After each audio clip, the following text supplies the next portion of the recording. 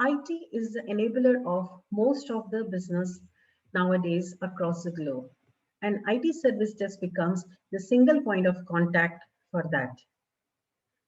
Having said that, it becomes very critical for organizations to define the appropriate KPIs for IT service desk. Hello everyone, I'm Neetu Chaudhary. I'll take you through a small journey of defining appropriate IT service desk KPI. So let's start. Every journey starts, any KPI journey starts with the data. And the data leads to the information leads to knowledge, and finally, knowledge leads to wisdom. And this is the wisdom organizations are looking for to make correct decisions, timely decisions for the organization and for the benefit of customer. So it's very important that we identify what data we want to collect, how and when. Having said that, data collection, few things to be taken here. The first and the most important is the data collection process should be simple, easy, and it should be automated. The auto-generated reports to be there as much as possible. Because if the data collection is cumbersome, it may happen that you cannot sustain that process for a long time. So make it as simple as possible, easy, and automated wherever possible. Another important thing is to remember is avoid categories like others, unknown, and miscellaneous. Because if most of your tickets falls under these three categories, it becomes almost impossible for anyone to understand what is the pain area, what is the causing those spike in tickets in these categories and how to resolve them. So it's very important that you avoid these three categories, others, unknown, and miscellaneous wherever possible. The next comes the perception.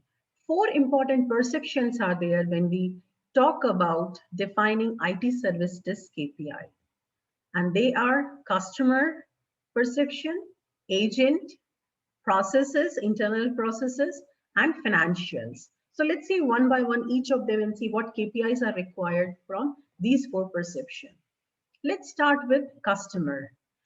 For the customer, the most important thing is the satisfaction. If I'm getting some service from some company, I want to be satisfied. So the most important KPI which organizations can collect from the customer perspective is customer satisfaction rate. Now it could be half yearly, it could be monthly, it could be based on each ticket, and then the half yearly it could be aggregated. So it depends on how what is the scope of the work and what approach you want to adopt. The next is reopen call percentage. Now, it may happen that you have achieved the SLA of the whatever agreement you had with the customer, but still they are not happy. And what is the reason? Because they are raising the ticket, you are closing the ticket within the SLA, but the task is not done, the issue is not resolved. So the customer is reopening ticket. So this becomes very critical KPI from the customer perspective because customer satisfaction rate, if you're collecting say once in a year, you can't wait for the whole year to give you the perception what the customer is feeling. Internally, you can identify how many tickets are getting reopened, what is the cause of it, and you can correct it without waiting for the complete year. The next is percentage of abundant calls. If some calls are coming and they are not being picked up for whatsoever reason, maybe the agent is busy or they are not available on their seat, whatever the reason is, the percentage of abundant call gives a clear indication that customer is getting frustrated. They are calling, they are holding the line for long, but nobody is picking up the call. So it becomes very important that we measure percentage of abundant calls. The next is average time to pick up the call. Has it ever happened with you that you call any service center or any call center and you're holding the line for say 20 minutes or 30 minutes and then somebody picks up the call, so you're frustrated for 20, 30 minutes, right? So it's very important for companies to measure that what is the average time to pick up the call. Are we picking up some call within say few seconds, few minutes, or it is taking 30 or 40 minutes? This means there is something to be fixed. Maybe the number of agents need to be improved. Maybe some processes or some services can be automated. So we need to identify those things. These are the KPIs from customer perspective. Let's see now from the agent perspective, what could be measured. Average handle time. When a call comes, how much time they are taking to handle the call. Now, why it is important? It is important because the faster they are able to handle the call, they can handle more number of calls. So it is very important that they are able to address customer issue in as less time as possible. The next is call resolved at level 1, because level 2 is always much more expensive than level 1 support. So organizations always focus on closing tickets at the level 1, the maximum tickets to be closed at the level 1. So this is also very good KPI from the agent perspective. And based on it, if the calls are getting, like say, less number of calls are getting resolved at level 1, then maybe the more trainings, more support can be provided to level 1 to enable them so that they can close more number of calls, and only critical calls will go to level 2. The next KPI which could be there from the agent perspective is time for resolution. How many time, how long they are taking to resolve a ticket? Are they putting the phone on the hold and then resolving the ticket? Is it taking 10 minutes, 20 minutes, or say 3 days time it is taking to resolve a ticket? So this is very important to understand that what is the category of the call, it's critical or it's a standard call, and how much time it is taking to resolve. And the next is the hold time. Sometimes the calls are being put on the hold. And what is a hold time? Is it a 1 minute, or is it a 10 minutes, or is it 15 minutes? This is very important from the agent perspective, because what is happening between that hold time? Are they coordinating with the level 2 support? Are they gathering the information? So if this time can be minimized, that time can be used more optimally for other tickets. The next is from the process perspective. Are we doing the permanent fix for the frequent coming incidents? Then this is very important, because that is a one way of reducing the number of tickets which are coming, especially which are incidents, which are causing any problem in the services the company is providing. Then the next is number of services getting impacted. When any call comes, how many services are associated with that which are getting impacted? This is very important to understand from process and company perspective. Then time to resolution. From the time the ticket has come till it is closed, the complete resolution time by the level 1 and the level 2. How much time are we taking? Is there any way that it can be optimized? So this is also very important KPI from the process perspective. Now the last comes in the most important one, financials. From the financial perspective,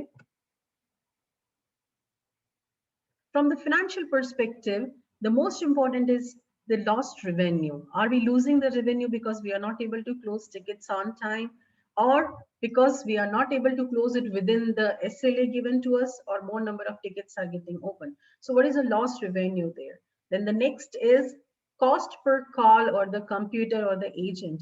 If the cost per agent or the cost per call is very high, then definitely organizations want to see that how they can reduce this cost. Then the next could be the failure rate of certain hardware or software.